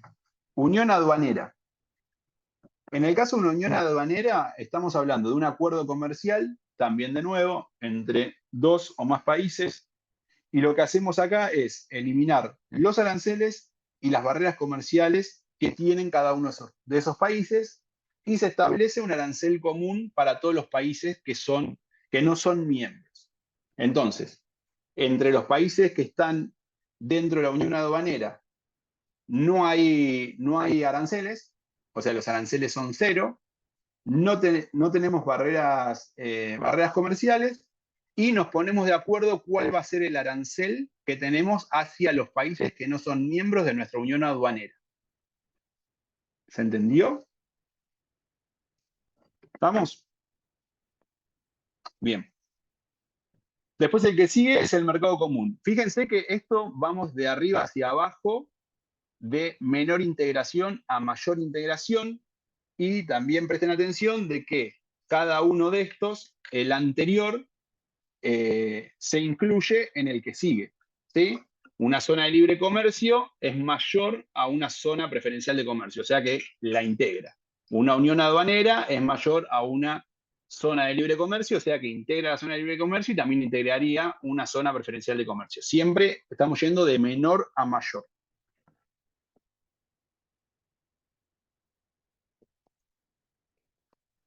Bien. Mercado común. Acá lo que hacemos es, tenemos que tener ya esa unión aduanera, tenemos que estar de acuerdo en cuál es el arancel, eliminamos los aranceles entre los países que son miembros y tenemos ya un arancel específico para los que no son miembros, y tenemos circulación libre de bienes, servicios, capital y personas. Y lo otro es una política comercial entre los países que forman parte de un mercado común con el exterior. ¿Sí? ¿Cuál sería la diferencia? ¿Por qué les marqué esto de la diferencia entre libre circulación de bienes y servicios? ¿Cuál es el que tiene libre circulación también de bienes y servicios? La unión aduanera. La unión aduanera y también la zona de libre comercio. ¿Sí? Bien, ahí me hicieron la pregunta que me hacen todos los años, Delfina, cuando termino las aclaro. Pero está bien, está perfecta la pregunta, porque justamente cuando uno ve los tipos de integración, pues sí, estamos rompiendo el trato de no discriminación de la OMC. Y está bien. Bueno, ya está, se los digo ahora. Pero ahí lo que hay es un punto específico. Yo ahora les voy a pasar también acá en el chat. Les voy a pasar cuál es el artículo. ¿Están viéndolo, no? Les pongo acá en el chat. Fíjense que ahí lo que hay es un artículo, que es el artículo 24, que esto era un artículo que tenía el GATT. ¿Se acuerdan que el GATT era anterior a la OMC? En el cual tenemos un articulado específico que dice cómo se llevan adelante las uniones aduaneras y las zonas de libre comercio. O sea, la OMC nos da la posibilidad de tener integraciones. Esa posibilidad, lo que tenemos que hacer es tener integraciones y presentar esto ante la OMC. Tienen que estar al tanto de lo que estamos haciendo. Pero en este caso no estamos rompiendo el principio de no discriminación porque eso está avalado por la OMC. Pero no es que lo hacen con cualquier país, sino que estamos haciendo una integración entre países y lo definimos como una integración entre países. ¿Bien? Delfina. Mercado común. Vuelvo, sí, no lo había terminado mercado común, pero vuelvo. A ver, ¿quién responde? ¿Qué tiene de diferente el mercado común con la unión aduanera? De lo que dije recién. Alguien que lo responda. El mercado común circula también capital y personas. Perfecto, es eso, muy bien. En una unión aduanera, imagínense, en una unión aduanera yo tendría que pasar con mi pasaporte. Tengo que sacar mi pasaporte y poder entrar como persona. No tengo libre circulación. En cambio, en un mercado común, por ejemplo, el Mercosur, yo voy a Uruguay, Brasil o Paraguay con mi documento.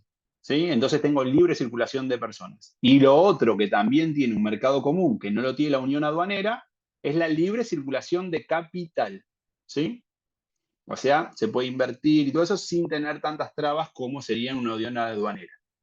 No es tan simple, recuerden lo que les decía hoy, lo que van a leer ustedes en el módulo y lo que les estoy dando yo ahora son las definiciones teóricas. ¿Sí? Puede ser que uno se ponga a ver en finito y dice, en realidad el Mercosur no es completamente un mercado común por alguna cosa específica, pero tengan en cuenta que para el caso de un examen o el caso de esta cátedra, nosotros tomamos al Mercosur como un mercado común, ¿sí?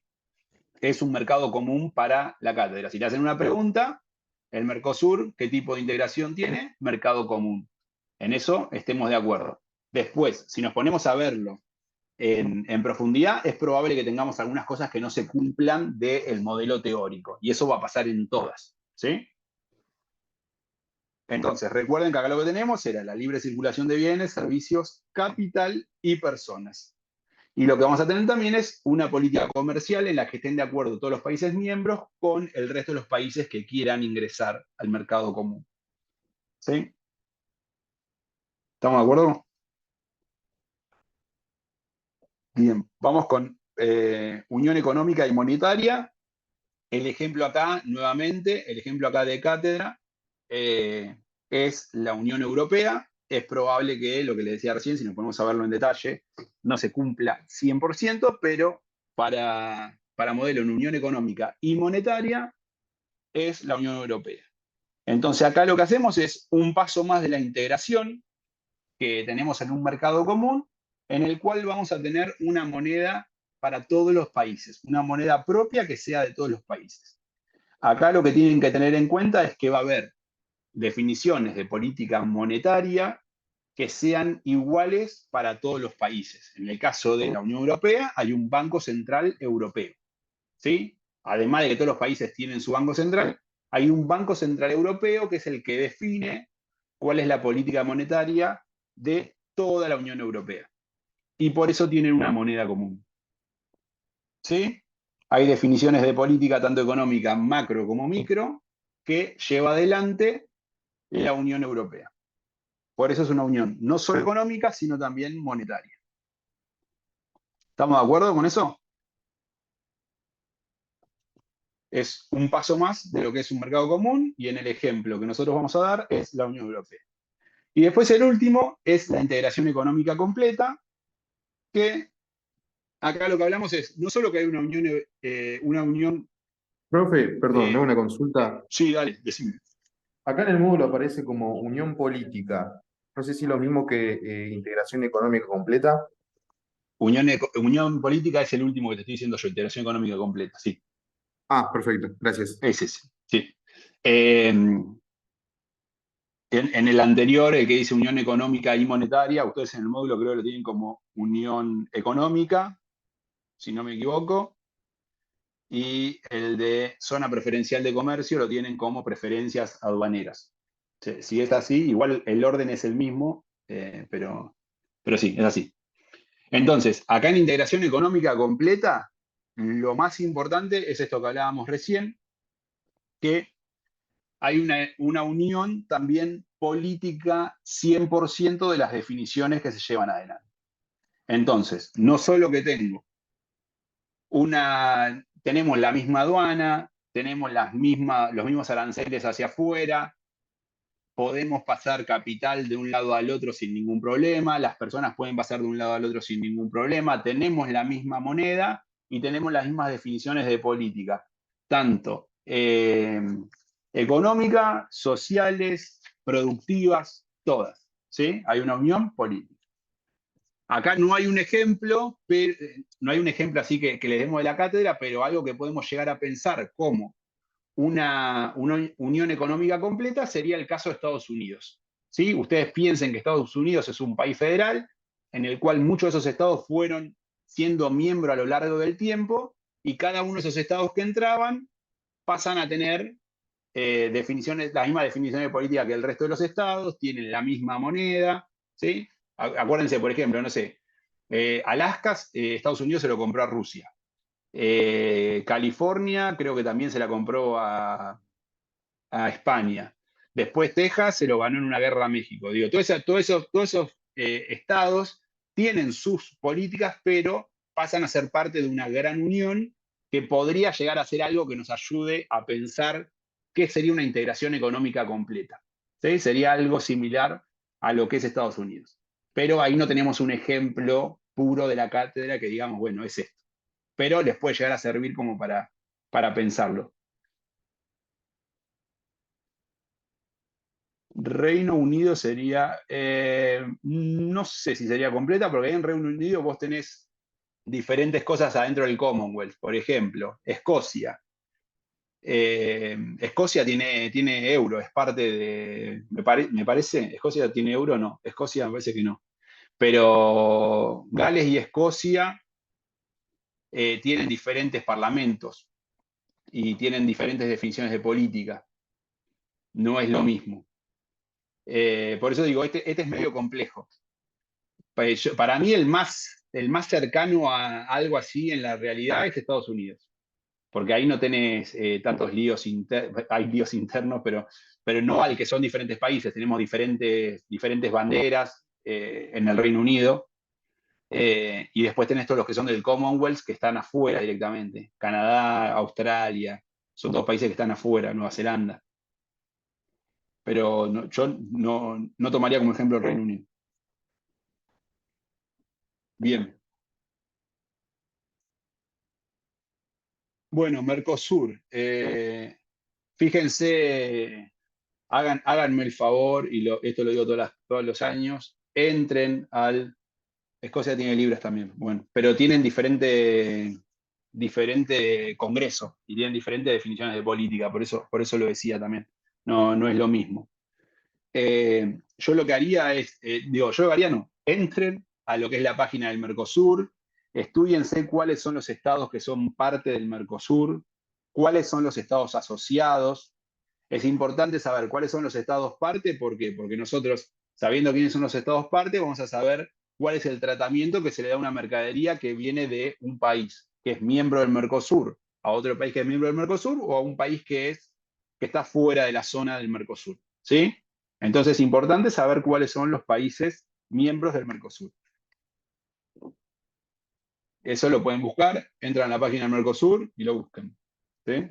Igual Argentina, Brasil, Paraguay, Uruguay, Venezuela también aparte, pero ahora está suspendido, pero súper importante eso.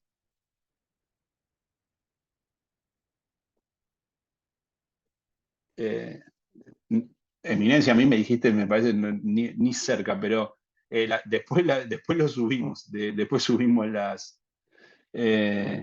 diapositivas para las dos comisiones.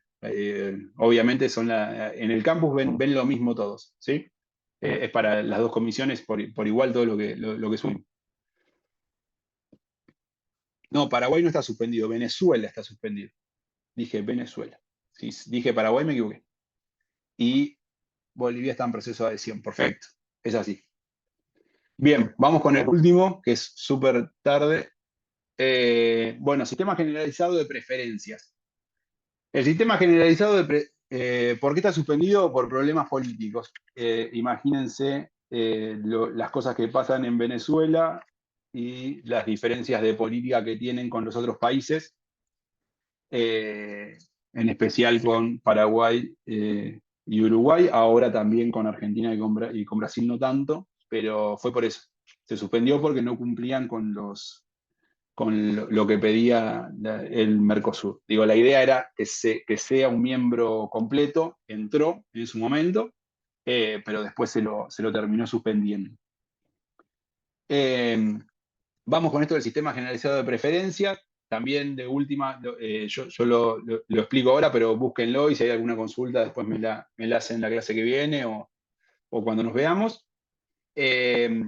Acá lo que hace, lo que marca el sistema generalizado de preferencia es un programa que nos da la OMC y que tiene como objetivo promover el desarrollo económico a productos de países en vías de desarrollo. Este es el que yo les comentaba hoy. Acá vamos a volver con el mismo comentario de recién. No está rompiendo el principio de nación más favorecida. ¿Por qué? Porque es un sistema específico que se llama Sistema Generalizado de Preferencias, que lo define la OMC para otorgar preferencias arancelarias que son unilaterales a países en vías de desarrollo. ¿Qué quiere decir que son unilaterales? Que los hace el país desarrollado a un país en vías de desarrollo, pero eso no quiere decir que tiene que tener el mismo trato el país en vías de desarrollo con el desarrollado. ¿Sí? Es un régimen que sería, lo que tengo acá marcado es que se trata como si fuese de una extensión de lo de nación más favorecida. Cuando lean en la OMC van a ver que dice eso, que esto es una extensión de lo de nación más favorecida. Entonces, ¿a qué apunta esto? A productos que son manufacturados y algunos productos que son agrícolas, y ahí entran los procesados y los semiprocesados. Acá lo que tenemos que tener en cuenta son los objetivos. El objetivo principal que dice que tiene el sistema generalizado de preferencias es el de promover la obtención de divisas por parte de los países menos desarrollados con sus exportaciones, que normalmente las exportaciones que van a tener son de productos de menor valor y menor valor agregado. Entonces, por medio de este tipo de sistema, lo que se hace es darle una ventaja arancelaria para que sea más fácil vender esos productos a países no desarrollados. Un ejemplo, sí, justamente es eso, lo que está diciendo Sofía, es bajarle los aranceles. Lo que se le hace es bajar el arancel sobre un producto a un país. Y ese país no tiene que ser recíproco en eso. Después, otro de los objetivos que nos plantean, y estas son las cosas que yo les digo que desde la definición son muy lindos, pero después hay que llevarlo adelante, es que lo que estamos promoviendo acá es la industrialización del país al que le estamos bajando los aranceles y de esa forma acelerar la tasa de crecimiento.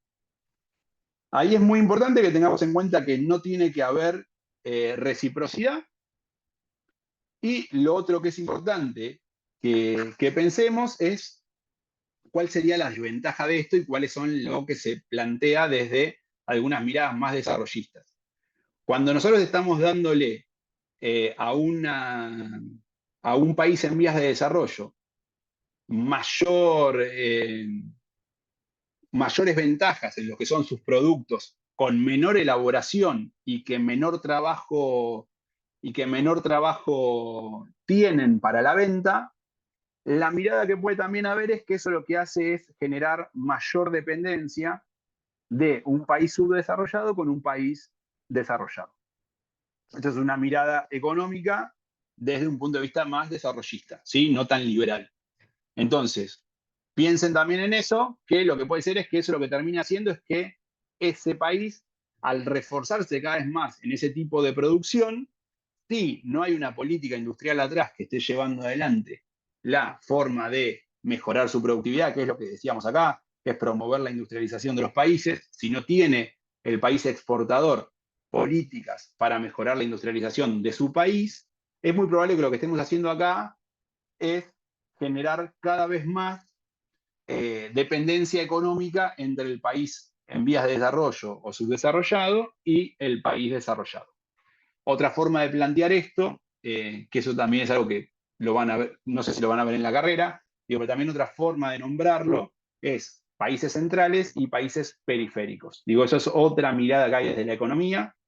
Desde la economía, en ese caso, es la economía desarrollista, que es una teoría económica que se hizo en América Latina, en el cual hay países centrales y países de la periferia del mundo, que es otra forma de decirle a un país en vías de desarrollo o subdesarrollado, cuando en realidad es como para no estigmatizar, digo, un país, ¿no? Estamos diciendo que hacia dónde es la vía de desarrollo, podría ser la pregunta, hacia dónde me lleva esa vía. Pero más allá de eso, que no nos vamos a poner hoy en eso y menos virtual y a esta hora, pero sepan que también existe la forma de pensarlo como un país central y un país periférico. Esas también son formas de pensar el tipo de países. Entonces, volvemos a esto. El sistema generalizado lo que me dice es que le va a dar esas ventajas arancelarias a los países periféricos o en vías de desarrollo para que sus productos sean más fáciles de vender en esos países y tengan mayor ingreso de divisas. Siempre dicen que es para promover la industrialización de dichos países, de los países en vías de desarrollo, y ahí lo que tenemos que tener en cuenta es que para lograr ese desarrollo y promover la industrialización, tiene que haber políticas de industrialización en esos países. ¿Sí? Bien. Última pregunta. ¿Cómo hago para saber, por ejemplo, yo como país estoy vendiendo algo, ¿cómo hago para entrar en el sistema generalizado de preferencias? ¿Cómo demuestro que ese producto lo hice en ese país? Con el certificado de origen. Perfecto, Macarena, con el certificado de origen. Entonces, importante para el sistema generalizado de preferencias o el Mercosur, cuando hablábamos hoy, siempre demostrar cuál es el origen del producto. Según el origen del producto, yo voy a poder entrar a un país u otro y entrar en un sistema generalizado de preferencias o entrar en una unión aduanera. Cada uno de esos yo tengo que demostrar que el producto se hizo en ese país. ¿Sí? ¿Estamos de acuerdo? Bien.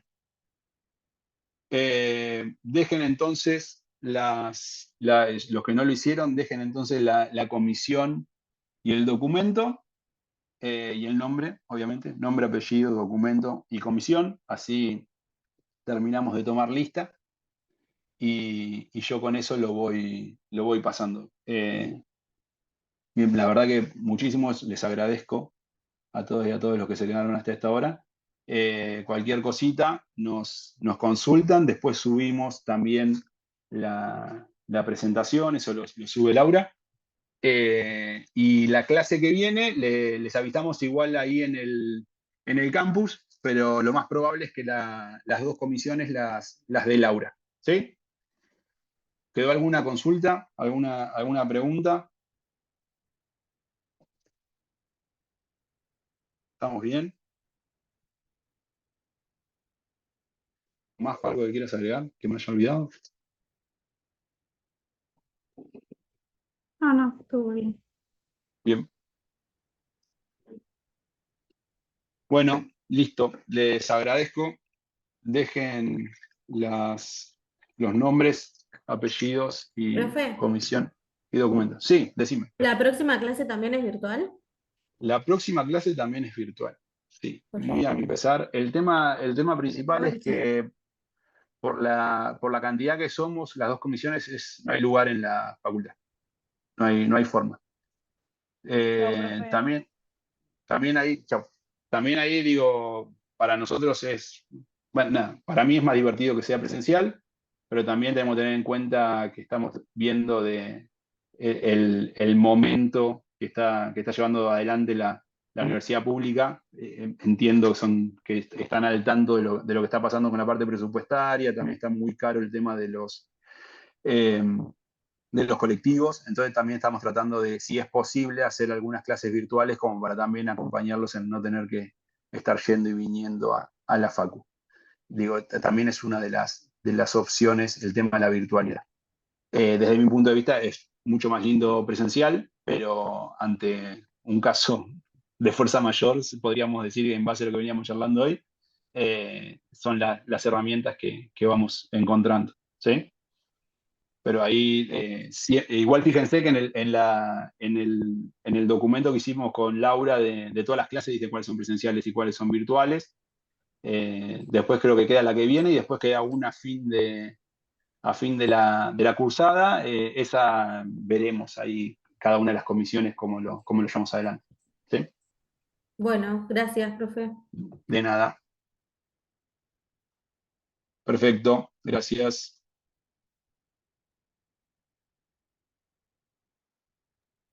Gracias, profe. Chao, hasta luego.